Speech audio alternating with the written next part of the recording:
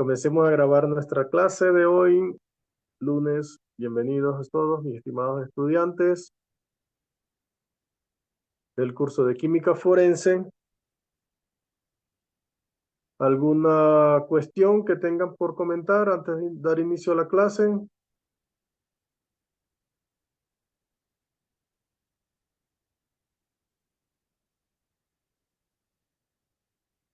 No, dicen, Muy bien, gracias Enrique. Estamos aquí en la sección de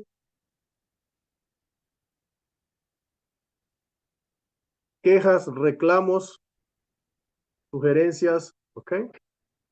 Les había dicho, no sé si les había dicho formalmente, pero en una capacitación que hicimos con TICS, nos hicieron ver que debíamos utilizar o nos recomendaban utilizar el explorador de Firefox, porque no sé, con los otros exploradores no se actualiza la información rápidamente.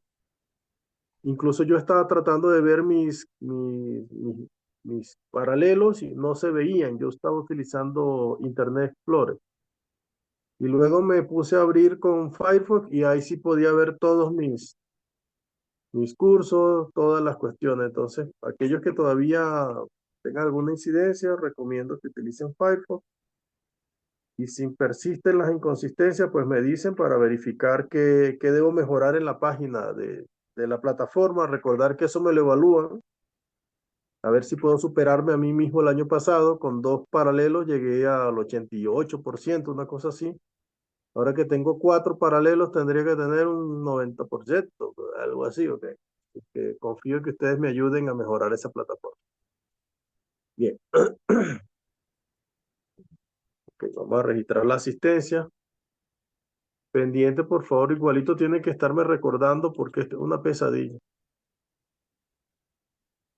Horario de clase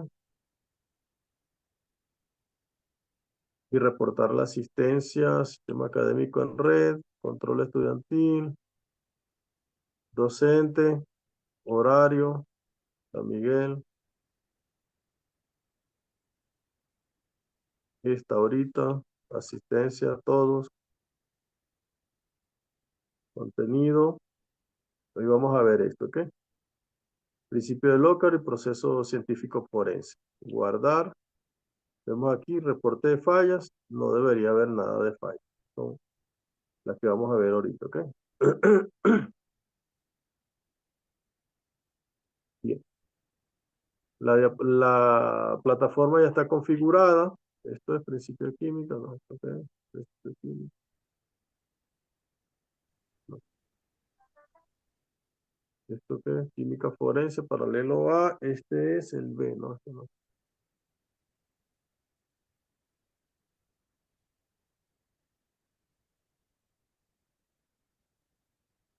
Esto es todos los envíos, cursos, paralelo B. Hola Santi, ¿todo bien?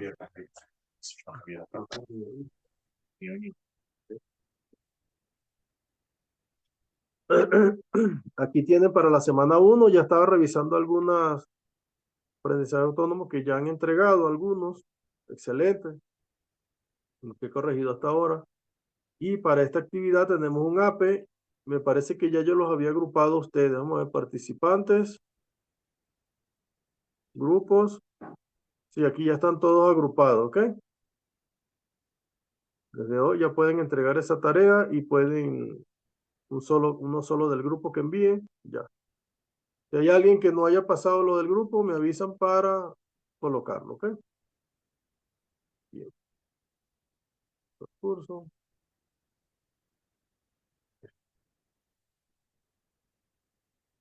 Bueno, seguimos en la unidad 1. Esta es la semana 2 de 3. La unidad 1 se ha dividido en tres semanas, ¿ok?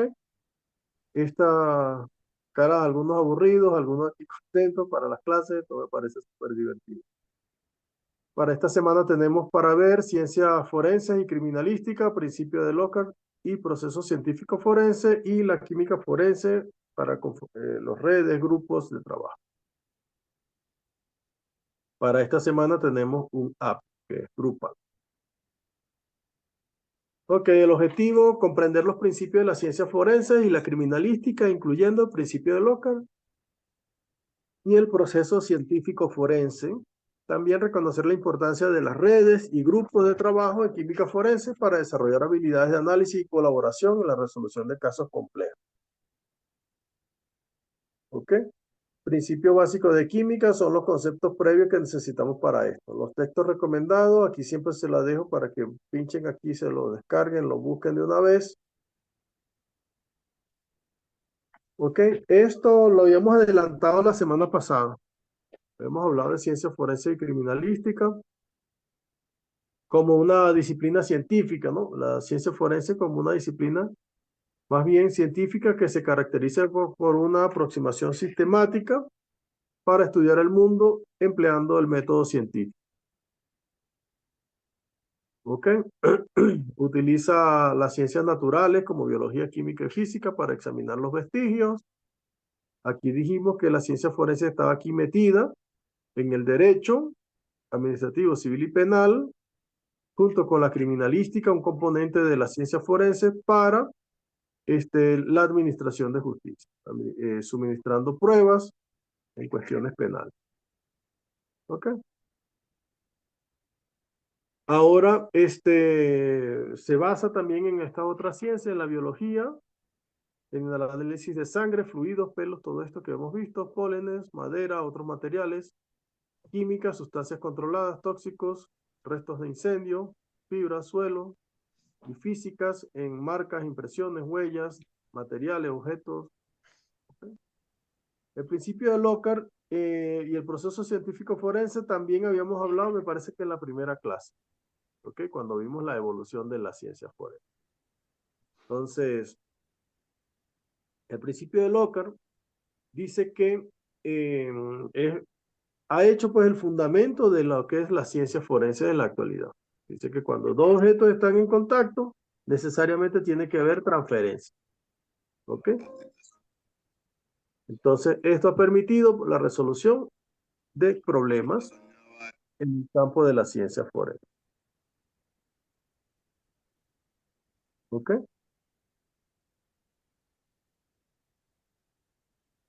Están escribiendo.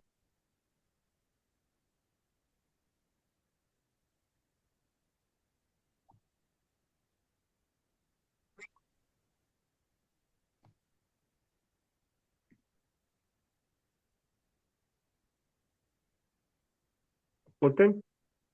Entonces, esto, Los eh, métodos de detección, perdón, sí, pensé que ya iba a leer. sí, sí, dígala, dígale, ayúdame. Los métodos de detección pueden ser insuficientemente sensibles para detectarla, o la velocidad de decaimiento puede ser tan rápida que todo el vestigio transferido se pierda tras un tiempo dado. Sin embargo, la transferencia ha tenido lugar. Muy bien, Michael. Fíjense que este principio de Locke dice que cuando dos objetos, dos cuerpos han estado en contacto, necesariamente tiene que haber transferencia, pero algunos métodos de detección pueden ser insuficientemente sensibles. ¿Ok? ¿Qué quiere decir eso? De repente, si nosotros estamos buscando huellas dactilares con nuestros ojos, puede ser insuficiente. ¿Ok? Tendremos que utilizar sistemas de iluminación, algunos reactivos, quitar toda la iluminación de la zona, buscar objeto por objeto y utilizar una técnica muy particular. Por ejemplo, otro que me habla aquí de la velocidad de decaimiento. Por ejemplo, puede ser una persona que ha hecho un disparo, hay una transferencia no sé, de restos de pólvora, y esto con el tiempo va a ir decayendo, ¿ok? Entonces tenemos que tener una instrumentación adecuada como para nosotros poder detectar y verificar estos cambios, ¿ok? A ver, José, ¿qué dice esto?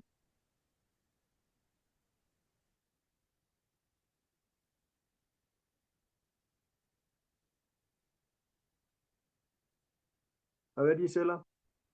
De una, chicos, activen su micrófono. Punto, profe, para reconocer lo que es el tema de sangre en cualquier escena y este se haya limpiado, podría ser, o posible procedencia hemática, vendría a ser el caso. Podría Per- ser con el luminol, la reacción del Perfecto, luminol. perfecto, perfecto. Exactamente lo que dice Gisela. Hay veces que los métodos de detección son insuficientes. Si estamos usando nada más el ojo y vemos una superficie que está limpia, tendríamos, si tenemos alguna sospecha de que ahí pudo haber ocurrido algún incidente, tendríamos que utilizar reactivos, iluminación, longitud, con lámparas con longitudes de onda específicas para hacer esas detecciones. Muy bien, Giselle. Este principio, que parece tan elemental, ha tenido una gran connotación, ¿ok?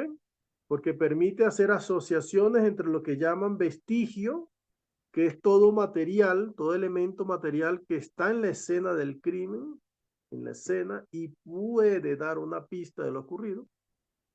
Entonces permite hacer asociaciones entre el vestigio transferido y los distintos actores del hecho. ¿Ok? Entonces puede haber transferencia de la persona afectada hacia el sospechoso y viceversa. ¿Ok? Entonces, este principio sirve de base para poder armar todo este escenario.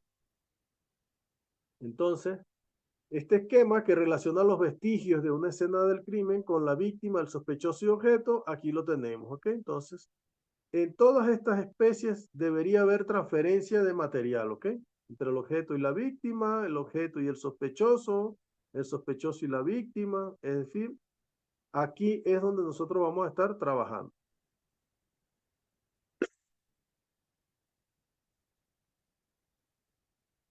Entonces, más o menos una propuesta de cadena la establece en el texto este que estamos analizando, donde dice que el vestigio puede hacer una transferencia al objeto, al sospechoso, entonces tenemos que tener una herramienta para la detección que sea suficiente, sensibilidad para poder captar y poder dar una respuesta. Tenemos que hacer un análisis, presentar un informe y tenerlo accesible al sistema judicial. Entonces, este proceso parte de la transferencia durante el hecho delictivo, tras el cual hay una fase, ¿ok?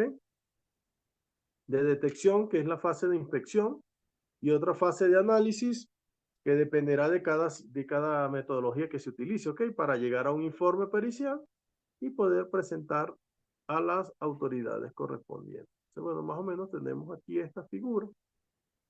Actualmente, esta visión tradicional del proceso científico forense se complementa con información en base de datos, ¿ok? E integración de información de varias áreas científicas con el fin de poder reconstruir el hecho delictivo o incluso asociar varios hechos delictivos, que es ya digamos, la cúspide, ¿no? Que se pueda desarmar todas estas asociaciones que actúan fuera de la ley. Entonces, esta nueva aproximación es lo que denominamos inteligencia forense, y para que tenga utilidad es necesario obtener información en los laboratorios forenses. Entonces, la parte de la química, ¿ok? Que es la que nos corresponde a nosotros en este contexto, las complementamos en el análisis con instrumentos altamente específicos, con una alta selectividad, una alta sensibilidad. ¿Usted sabe lo que es selectividad?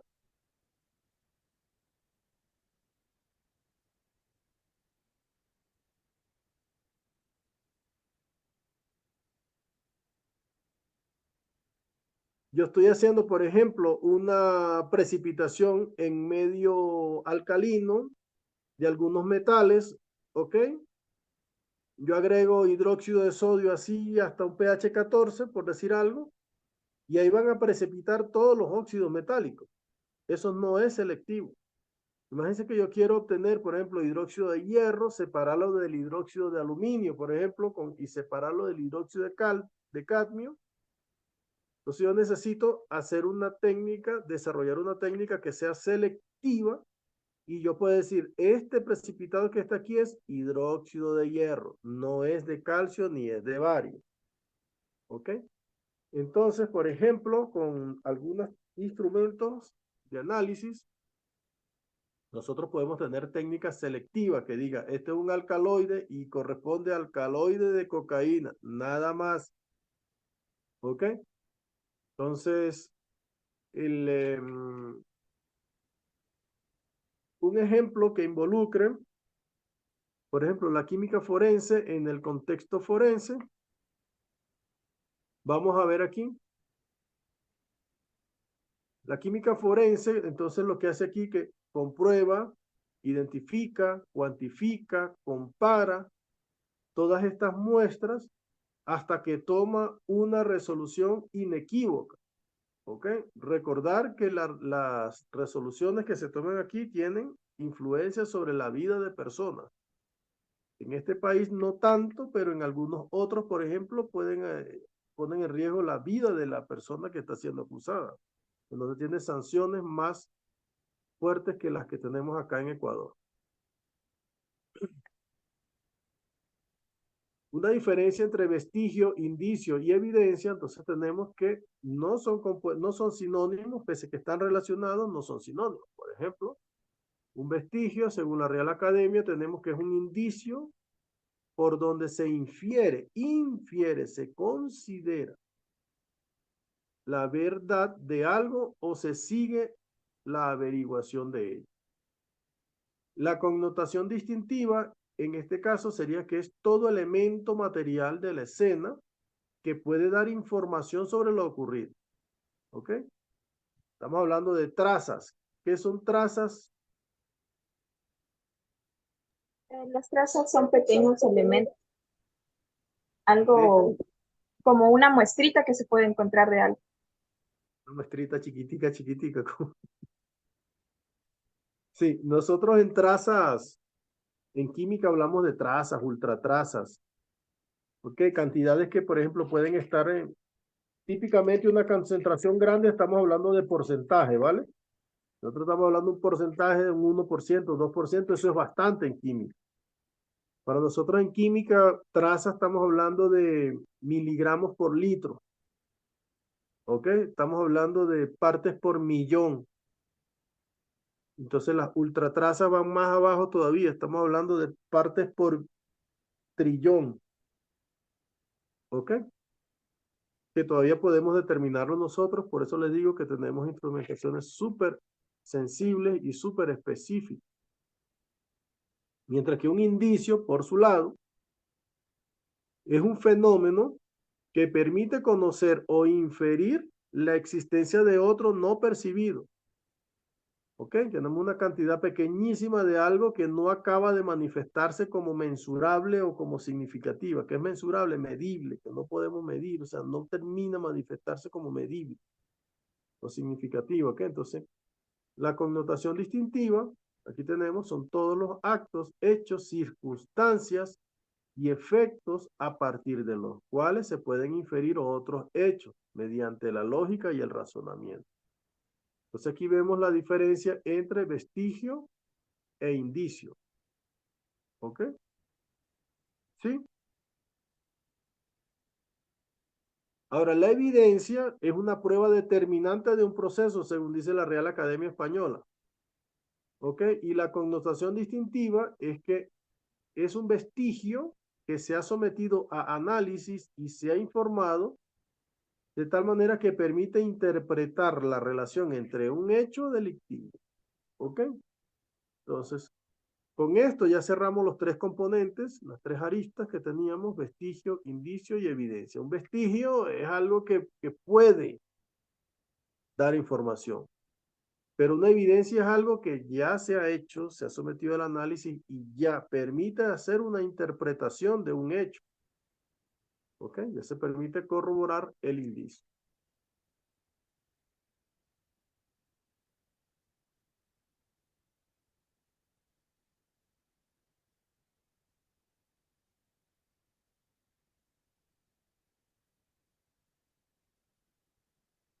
¿Ok?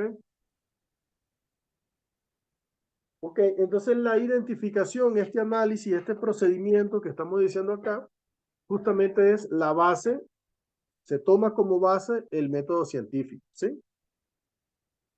Ustedes ya han visto Introducción a la Investigación, me parece, o están viendo.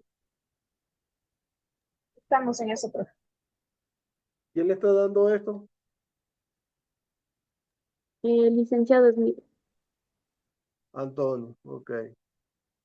Antonio Sánchez Smith, compañero. Saludos, pórtense bien y salgan bien, ¿oyeron? Ok, mire que tenemos mucha esperanza en ustedes, ¿no? Esta primera corte de criminalística. Bueno, esto suele darse en las básicas cuando estamos hablando del método científico, investigación, introducción a la investigación. Entonces comienzan a salir bromas filosóficas, conceptos filosóficos. Por aquí me conseguí algo que dice que es una regularidad interna del pensamiento humano empleada de forma consistente y planificada con un instrumento para explicar y transformar el mundo. Esto es algo, pero bueno. Otros dicen aquí, es el modo en que se actúa para conseguir un propósito, ¿ves? Lo cual lleva implícito la aplicación de un sistema de principios y normas de razonamiento que permiten establecer conclusiones de forma objetiva, es decir, explicaciones de los problemas investigados sobre cierto objeto de estudio. ¿Ok? Entonces, las etapas del método científico tenemos observación, de forma general tenemos observación, planteamiento del problema, planteamiento de la hipótesis, contrastación de la hipótesis, análisis de resultados. ¿Ok? Entonces, el método científico se emplea con el fin de incrementar el conocimiento. No vamos a aplicar el método científico para algo que ya sabemos y que ya está demostrado. No sé si les decía a ustedes la similitud esa de subir al Everest. Si el Everest fuera la montaña del conocimiento, no vamos a empezar a subirlo desde la base. Comenzamos a subirlo desde el último conocimiento que se tiene y de ahí subimos nosotros un pedacito. Con algo que aportemos al avance del conocimiento, nos damos por satisfecho en la aplicación del método científico. Entonces, en consecuencia, nuestro bienestar y nuestro poder. Fíjese que es riguroso, es único tanto en generalidad como en su particularidad. Es decir, tenemos que aplicar el método científico para una situación muy particular. La forma como resolvemos un problema no es la misma como resolvemos problema 2, que no tiene nada que ver con el 1. Por ejemplo, nosotros estamos determinando, no sé, una posible contaminación no sé, de plomo, voy a poner uno más difícil, de mercurio en una persona, ¿ok? Posiblemente sea contaminado con mercurio y necesitamos saber. Pues no es lo mismo resolver ese caso que tener otro señor que quiere exportar pescado y necesita determinar mercurio en pescado. Entonces nosotros podemos agarrar el ejemplo B, agarramos un pescado, le quitamos el agua, le reducimos el tamaño de partículas, se tamiza y se determina el contenido de mercurio. En una persona no podemos arrancarle un brazo, secarlo, molerlo, ¿me explico? No podemos hacer eso. O sea, cada procedimiento es muy particular en función del objetivo que se tiene que hacer. Nosotros tendríamos que buscar, bueno, sangre, un cabello, un pedazo de uña. Entonces, cónchale, no es lo mismo un pedacito de uña donde yo quiera medir mercurio, o en el cabello, o en la saliva, que determinar mercurio en un pez que yo puedo secarlo, molerlo, tamizarlo, llevármelo al laboratorio, ponerlo en una estufa, ¿me explico? Y si se me acaba el pescado, voy y saco otro. Entonces, si se me acaba la muestra de uña, ya no puedo seguir haciendo el análisis. Entonces, la forma como yo voy a desarrollar mi trabajo en el laboratorio tiene que ser tan específico que tiene que tomar en cuenta todos esos detalles. Si yo tengo un cabello, para hacer eso yo tendría que hacer primero los análisis no destructivos, previo a hacer aquellos que me van a destruir la muestra, ¿sí?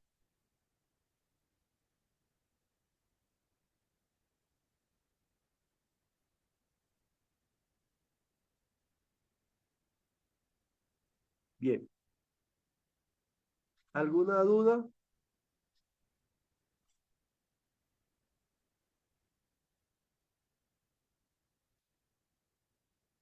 No, listen. Bien. Seguimos aquí. Lo importante del método científico es que no es autosuficiente. ¿Qué quiere decir con esto? Que no se puede operar en el vacío, en un conocimiento vacío. Tenemos que partir de algo de conocimiento. ¿Me explico? Requiere un conocimiento previo y lo importante es que este conocimiento puede reajustarse, puede reelaborarse y puede complementarse mediante métodos adaptados a las particularidades de cada tema y de cada área. ¿Ok? Entonces, no es tan sencillo como decir, ah, mire, sí, yo he determinado cadmio en manzana, entonces ya ahora tienes un cabello. ¿Cómo vas a determinar cadmio en ese cabello? No es lo mismo. Aquí vemos algunas características del método científico comparado con el conocimiento común, ¿ok? El conocimiento común es bastante subjetivo, o mejor dicho, predominantemente subjetivo. Responde solo al cómo. Es práctico, es inexacto. Usa el lenguaje cotidiano. Es válido para algunos, para otros no. Se basa en la fe o en la confianza. Y se adquiere con el azar. Mientras que el método científico o el conocimiento científico, el conocimiento que se ha adquirido a través de la aplicación del método científico, es predominantemente objetivo, responde al cómo y al por qué. Señor Panata Don Telmo. En la casa, hijo, no tengo algo. Ya sí me dijo, pero no me llamó. Yo llego tarde, señor. Allá está. La cambié esta mañana. ¿Cómo te? Seré en la tarde hoy, a ver si llego. Pay, Don Telmo. Gracias. Ok, mientras que el conocimiento que se adquiere a través del uso sistemático del método científico, tenemos que es predominantemente objetivo, responde al cómo y al por qué, es práctico y es teórico, es preciso, usa un lenguaje especializado, es universal, se basa en la comprobación y se adquiere siguiendo un método que se llama método científico y además que es predictivo. ¿Ok? En el contexto de que estamos trabajando nosotros, ya entrando a lo más específico, ¿ok?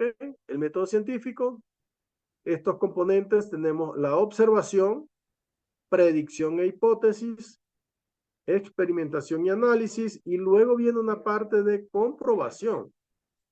Si estos resultados que se tienen de todo aplicar el procedimiento responde al problema, a resolver el problema, entonces se trazan las conclusiones. Gracias. Gracias. Si todo esto ha respondido la pregunta que nos hicimos al principio, con la observación y la predicción, entonces trazamos la conclusión. Si no se cumple o no logramos obtener respuesta, entonces tenemos que regresarnos a la predicción, plantearnos otra hipótesis y seguir en este ciclo hasta que salgamos con una respuesta favorable de la hipótesis. ¿Ok? Entonces vemos en la etapa 1, se hace una observación, es donde tenemos observación de las muestras, analizar, y se documenta, fíjense lo importante, se documenta lo observado. Nosotros cuando estamos clase en el laboratorio, le exigimos que el estudiante lleve su cuaderno de laboratorio y allí vaya apuntando. Se agregaron 2 gotas de fenolftaleína. Observación, hubo un cambio de color de incoloro a un rosa fuerte. Esto implica que la solución ha de estar alcalina. ¿Por qué? Porque yo sé que la fenolftaleína en medio alcalino se pone de color rojo. Entonces, no hace falta investigar eso. Ya yo sé que esa muestra tiene un pH alcalino. ¿Ves? Por eso dicen que el método científico es predictivo. ¿Ok? Por eso sabemos que el método científico es predictivo. Etapa 2. Predicción e hipótesis. Entonces aquí, predicción de hechos posibles y formulación de una hipótesis. Dice, bueno, ok. Debe estar ocurriendo esto y esto y esto. Para que sea así, voy a hacer este experimento. Diseñamos el experimento, obtenemos los datos, hacemos análisis, interpretamos, comparamos. Etapa 3. Experimentación y análisis. Selección de las pruebas y análisis a realizar para confirmar la hipótesis formulada. Finalmente, la 4, que es las conclusiones. Y aquí se tiene en cuenta la hipótesis de partida.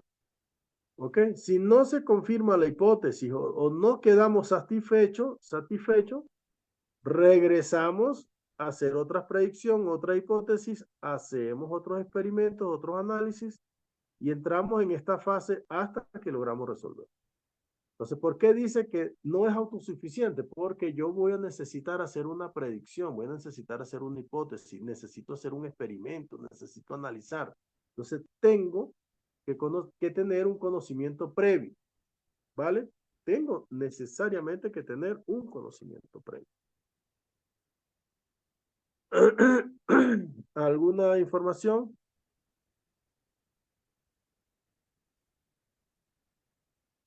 ¿Algo adicional?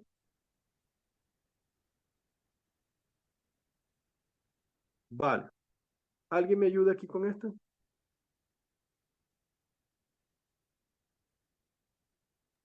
Estudio de caso. Imaginemos un caso en el que un vehículo está involucrado en un atropello y fuga. Y se sospecha que las marcas de pintura encontradas en la bicicleta de la víctima provienen del auto sospechoso. Para investigar este caso, apliquemos el método científico.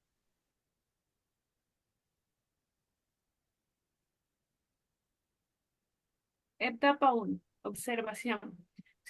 Se observan fragmentos de pintura en la bicicleta de un peatón lesionado.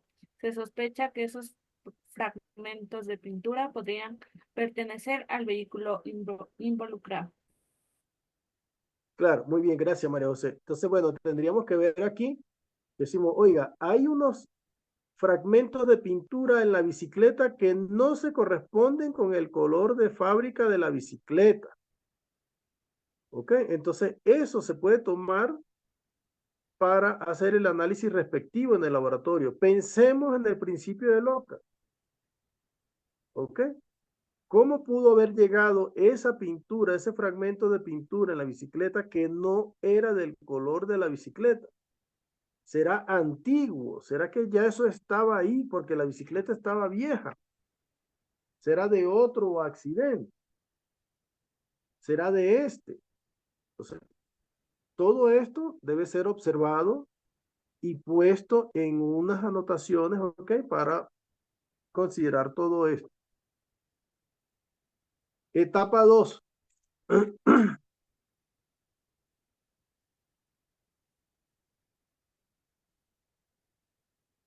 Predicción e hipótesis.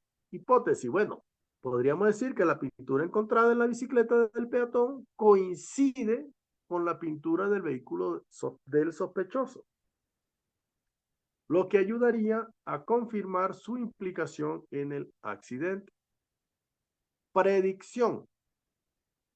Si la pintura en la bicicleta del peatón es la misma que la pintura del vehículo sospechoso, debería coincidir tanto los componentes químicos de la pintura como las capas de aplicación, es decir, la imprimación, la capa base, la capa superior, todo eso. Y viceversa. Esta predicción Le falta la viceversa. ¿Cuál sería la viceversa?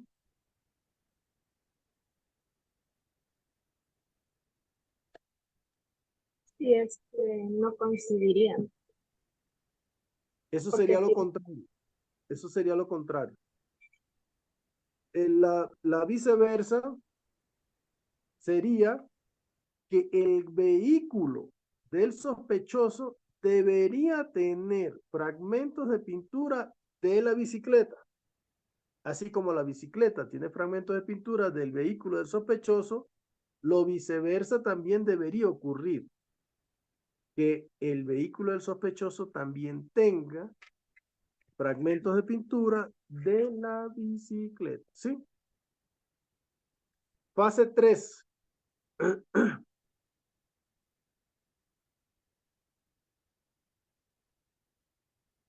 Experimentación y análisis. ¿Ok? Aquí entonces se toma una muestra de la pintura adherida a la bicicleta del peatón y otra muestra del vehículo del sospechoso. Entonces también tenemos que inspeccionar, revisar el vehículo del sospechoso y ver si tiene alguna bolladura o algo, si tiene fragmentos de pintura que no correspondan a la del vehículo, ¿ok? Al mismo tiempo preguntarse, ¿será que estos son raspones recientes, corresponden al incidente? En fin. En esta parte de experimentación, tendríamos que hacer algunos análisis, ¿ok? Por ejemplo, con microscopía electrónica, microscopía óptica y microscopía electrónica de barrido, podríamos analizar la estructura y las capas de las pinturas. ¿Ok? Con infrarrojo podríamos, de este específico con transformada de Fourier, podríamos identificar los componentes químicos de las muestras, tanto del sospechoso como de la bici. También podríamos hacer análisis colorimétrico, ¿ok?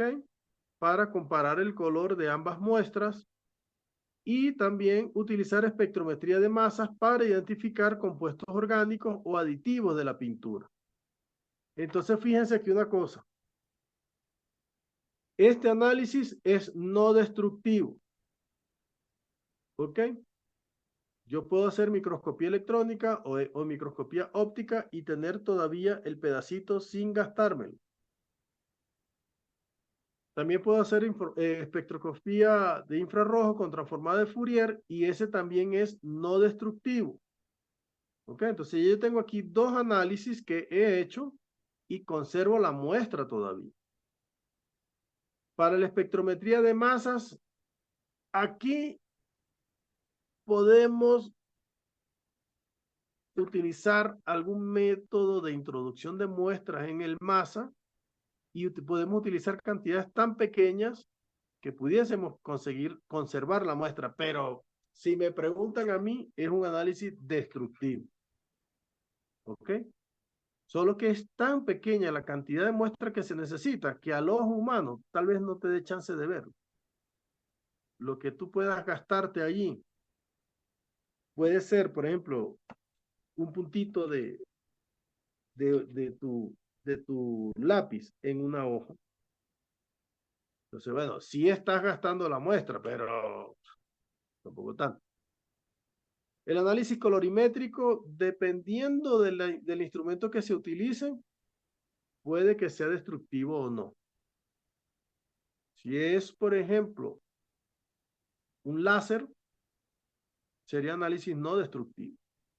¿Ok? Entonces nosotros podemos hacer todos estos análisis con una tan pequeña cantidad de muestra que cualquiera podría pensar que no destruimos la muestra, pero sí vamos a necesitar. ¿Ok? Entonces son aspectos que se necesitan a la hora de nosotros poder ver qué tipo de análisis utilizar. Y viene que las conclusiones. Entonces aquí serían los resultados del análisis. Tendríamos que compararlo. Si corresponden o si no corresponden. En este caso he puesto que sí corresponde. Los resultados del análisis muestran que las muestras de pintura tienen una composición química idéntica y coinciden en las capas de aplicación. ¿Ok? Entonces, esto respalda la hipótesis de que la pintura en la bicicleta del peatón proviene del vehículo del sospechoso, permitiendo establecer una conexión entre el accidente y el automóvil involucrado. ¿Ok? ¿Alguna pregunta hasta aquí? ¿Qué hubiese pasado si no hubiese habido coincidencia?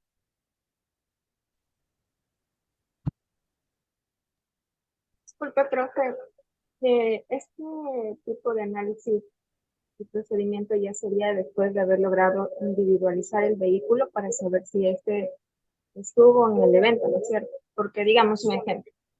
Yo veo y determino que la bicicleta es de color amarilla, pero el vehículo era rojo. Y en la ciudad va a haber más de 10.000 vehículos rojos. Entonces, antes de realizar, digamos, todo lo que es el estudio químico, tocaría de alguna u otra forma individualizarlo. Es correcto, Gisela. Por eso les preguntaba que, y si no hubiesen coincidido, fíjense lo que dice Gisela, el señor se dio la fuga. El señor se dio la fuga. No tengo manera de saber características del carro. Lo único que tengo es ese pedacito de pintura que quedó allí. ¿Ok? Entonces sí, hace falta individualizar. Si yo no tuviera el carro, el vehículo allí para contrastar, me voy a quedar en decir eso que dice Gisela. Bueno, era un vehículo rojo, tenía estos componentes de pintura y hasta allí no voy a poder avanzar más. Entonces, por eso les digo que aquí vienen otros componentes que por eso la ciencia forense necesita trabajar de forma articulada con una serie de ciencias, de herramientas. Aquí tendríamos que trabajar con, no sé, con, ¿cómo es que se llama esto? Del Ministerio del Transporte, de Con testimonios, cámaras de seguridad de las viviendas cercas. buscar si hay cámaras de seguridad, ver cuántos vehículos rojos hay en esa ciudad. O sea, es un trabajo bastante interesante. Que una vez que tengamos identificado el vehículo, ahí sí podemos contrastar. Pero fíjense ustedes, las 4 técnicas que hemos utilizado aquí para hacer esta caracterización son tan específicas que cuando se consigue ese vehículo, ese señor le va a tener que demostrar, a ver, por qué tanta coincidencia. ¿De acuerdo? Con la espectrometría de masa ya no va a tener de dónde escaparse. Con la microscopía óptica ya tienes hasta las capas, porque nosotros podemos penetrar en ciertas profundidades e ir caracterizando capa por capa de la pintura. ¿Ok? Con el infrarrojo, esta es bastante genérica, pero ya teniendo una genérica y 2 tan específicas, complicado. Y la colorimétrica, si utilizamos un láser con una muy buena precisión, este señor lo va a tener súper complicado. ¿Ok? Entonces, fíjense que nosotros en química no usamos solamente una técnica. Nosotros por eso decía en la primera diapositiva, identifica, cuantifica, compara, analiza y sacamos un informe. Aparte que se utiliza una terminología bastante específica. ¿Okay?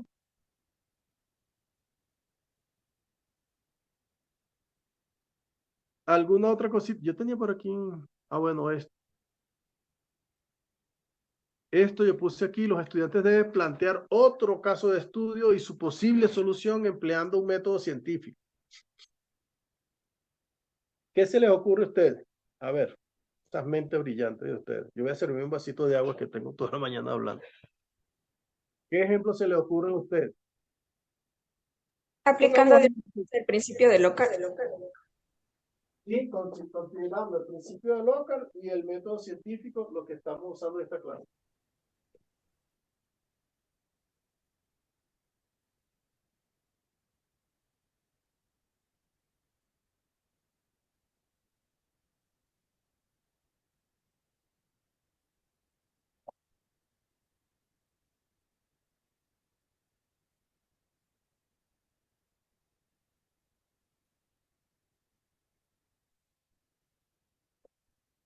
A ver, les voy a dar unos 5 minutitos para que piensen. Son las 44 a las 49. A ver, en este chance, a ver qué se les ocurre. Un ejemplo, un caso de estudio.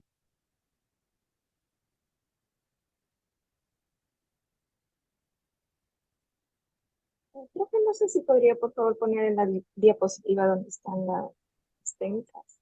O le descargo la diapositiva para ver.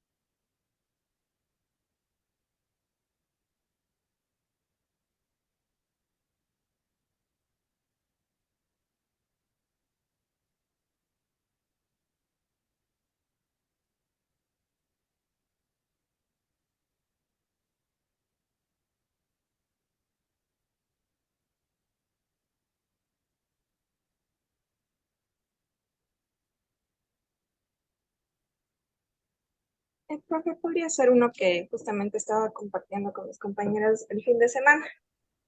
El ejemplo era que a mí me venían y me mataban. Algunos se pondrán felices. Bueno, mira, lo que pasa es que yo les decía que yo estaba aquí en mi sala donde yo recibo clases y que mientras estaba realizando la explicación de los resultados de unas preguntas, alguien entraba y me pegaba un balazo y yo me moría.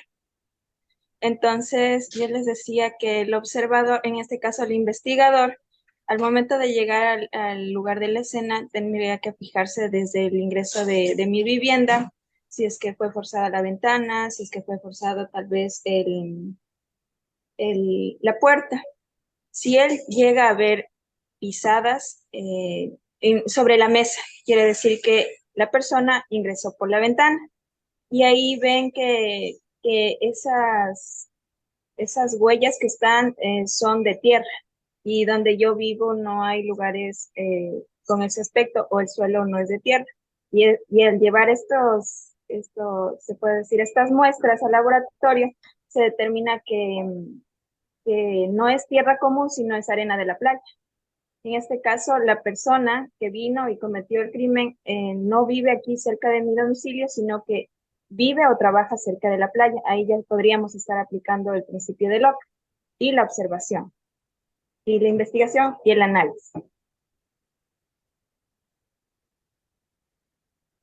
Muy bien, muy bien, un poco drástico el ejemplo, pero bueno, en un escenario como ese hay muchísimas aristas. Por ejemplo, lo que decías de la huella, bien. Por ejemplo, si hubo un acceso forzado por alguna ventana, tuvo que haber roto algún vidrio o algo, esos trozos de vidrio tiene que necesariamente haber una transferencia a ese señor, ¿ok? En su ropa, en donde, o con el objeto que lo rompió. Entonces, tal vez fue con una piedra, verificar ahí si hay algún objeto donde pudo haber ocurrido esa transferencia.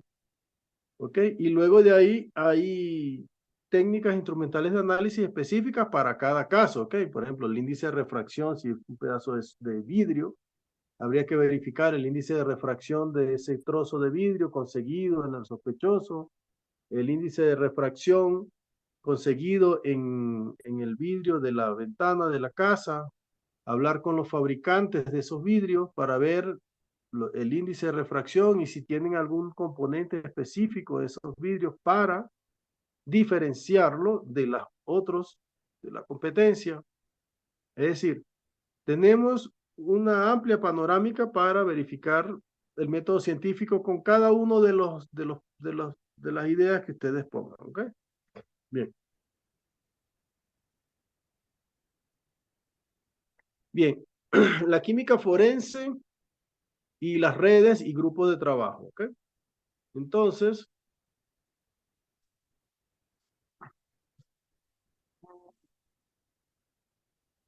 bueno, esta parte la tenía aquí. ¿Qué sucede si posterior a la experimentación y análisis no se demuestra la hipótesis? ¿Qué tenemos que hacer? Hacer otro planteamiento de hipótesis, otra experimentación, otro análisis y otras conclusiones. Y así hasta conseguir resolver la hipótesis.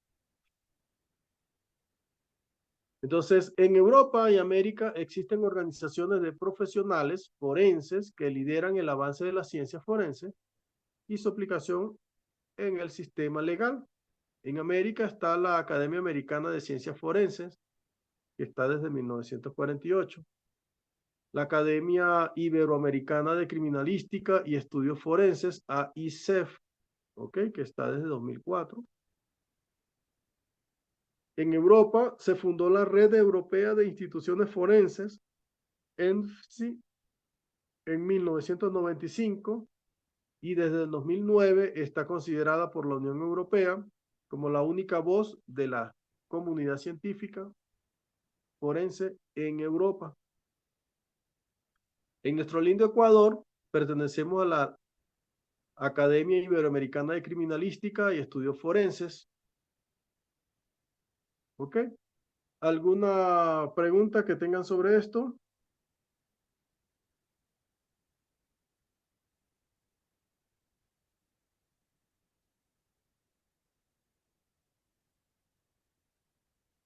Bien, vamos a revisar la lectura de la semana 2.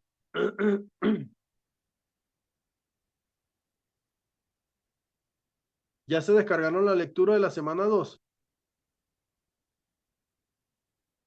Ojo que me la estoy descargando, la estoy mirando directo de la plataforma. Vean.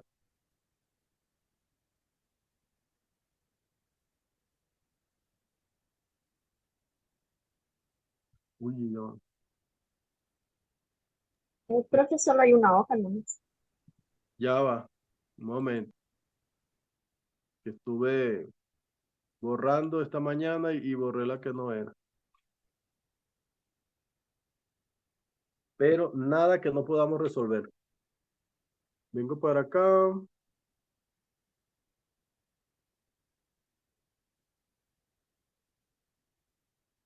Lecturas. Lectura semana 2.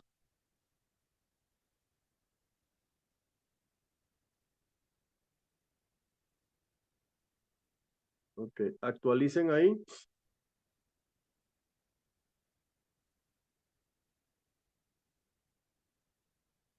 Y el video también se borró.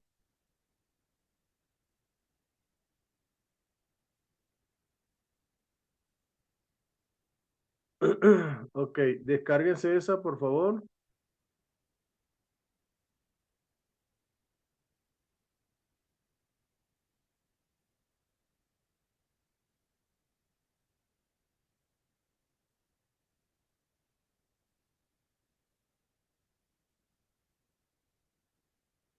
Ok, voy a buscarme aquí semana 2.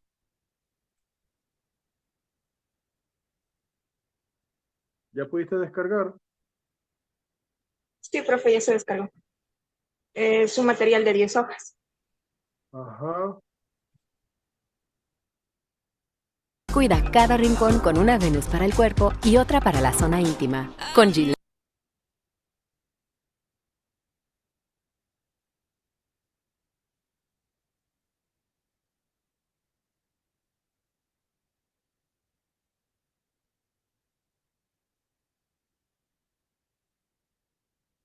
Aquí.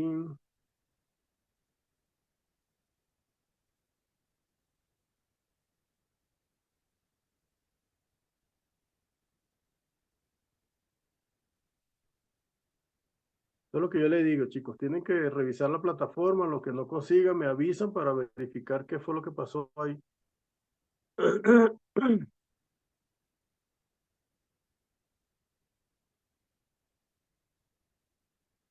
Ok. Entonces tenemos la lectura, fíjense. aquí hay más cosas que no puse en las diapositivas, por eso la lectura es algo complementario, algo que ustedes tienen que estar revisando. Aquí hay algunos ejemplos: clasificación de las evidencias, selección de las evidencias. Aquí habla de cadena de custodia, por ejemplo, algo que no hablamos en las diapositivas. Aspectos legales en el trabajo químico forense, ¿ok? La cadena de custodia. El informe pericial, ¿ok? ¿Ok? Los componentes del informe. Aquí tienes identificación del caso, descripción de la evidencia, métodos y procedimientos, resultados del análisis, interpretación de los resultados, conclusiones, firma y certificación. ¿Ok? Aquí tenemos un ejemplo. Importancia del informe pericial, pericia, ¿ok? El informe pericial, de pericia. El resumen, actividades, y de aquí es donde se tiene que entrar para ver su tarea, ¿ok? Que en este caso es un APE, me parece. ¿Ok? Todo esto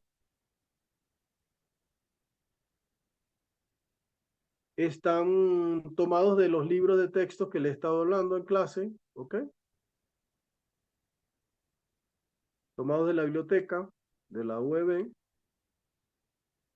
La evaluación es un APE, revisar en el EBEA, los recursos, conclusiones, y aquí están las referencias, ¿ok? Que ustedes pueden ir tomando para hacer todos ese deber, ¿vale?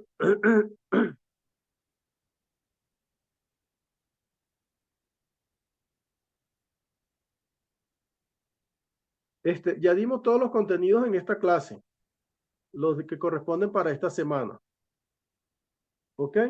Entonces, no sé, nosotros tocaba vernos el martes. Igualito veámonos el martes y vamos a ir revisando algo que quieran revisar de esto y la tarea que tenemos pendiente, ¿ok? ¿Sí? ¿Alguna pregunta?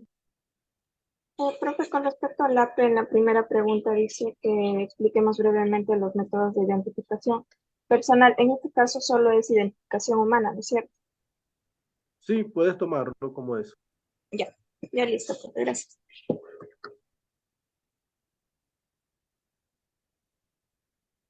Ok. ¿Más preguntas? Fíjense que aquí en esto tenemos los recursos bibliográficos. Vamos a ver si consigo uno de...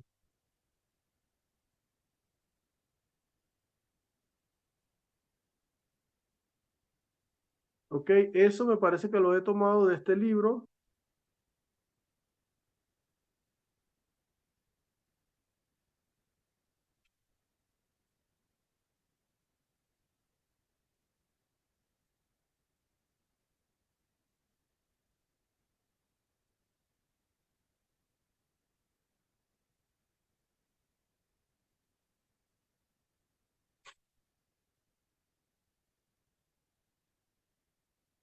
Esa información de esa tarea está en estos dos textos. No recuerdo ahora mismo en cuál.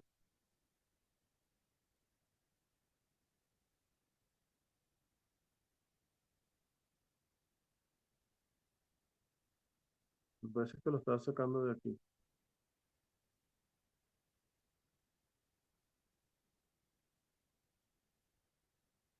Creo que está controles y vestigios, aseguramiento de la calidad, diligencia forense.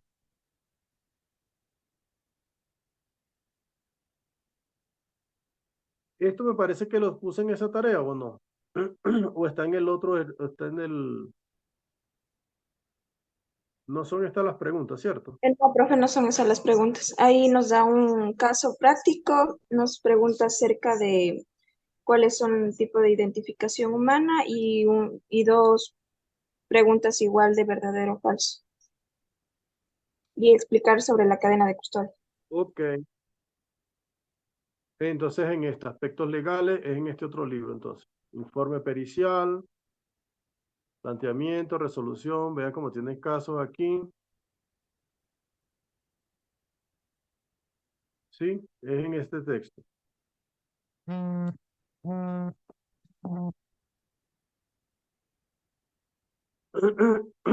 Que